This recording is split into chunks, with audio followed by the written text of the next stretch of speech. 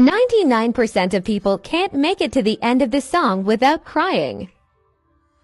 Look, let me tell you about this girl named Molly. It was freshman year when I met her in the party. She was standing in the corner, sipping on Bacardi. Had a really pretty face, but I kept staring at her body. I approached her, asked her name and how her day was. Told her I'm a rapper and one day I'll be famous. She laughed, but I could tell I had her intrigued. Reached out her hand, I shook it and said, my name's B. Asked where she's from. She replied with New Hampshire. She said she grew up with two brothers and a hamster. Her major was English, but she wanted to be a dancer. Said she's having God problems, and I told her I'm the answer. She said, okay, here, take my number. Princess Molly is what she saved it under. I thought it was the start of a lifelong bond. I whispered then that I knew I'd be wrong.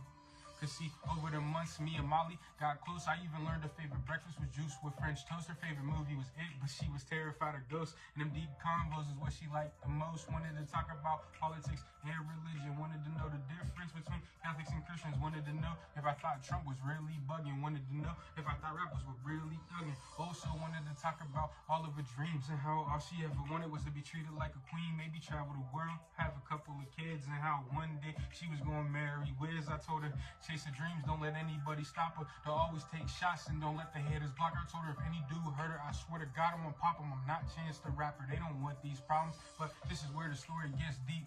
Molly fighting an uphill battle, that shit was steep. She never told me about her father or the abuse. She never told me how her uncle raped her when she was 2. See, her whole life, dudes did nothing but play her. She prayed and nobody came to save her until she met me, and I showed her something different. But right around that time, your boy had to pivot. I got a girl, and she see Molly as a threat, so to make Molly leave my life was her best bet. And if I stayed, then my girl would have became my ex, but I would have accepted that if I knew what happened next. Molly didn't have friends, I left her all alone. She had a past with depression, I wish I would have known. One day, Molly decided she had enough. The Reaper standing at her door, and she couldn't call his bluff.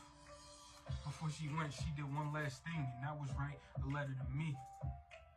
Before she went, she did one last thing, and that was write a letter to me. And it read, dear B, I hope you get this letter. The pain is no more, and I swear I feel better. While on earth, the blade helped me feel relief. With this knot in my head, it's gonna help me feel some peace. Please, don't cry, I know you're getting emotional. You probably blaming yourself, and that's why I wrote to you. CB, you were the only friend I ever knew, and I would've gave up sooner if it wasn't for you. So thank you for all the memories that we had. Thank you for all the smiles and all of the laughs. Thank you for being true and not kissing my ass, and thank you for making every day feel like a blast. And I'm sorry this is how it has to end, but you'll always be my best friend.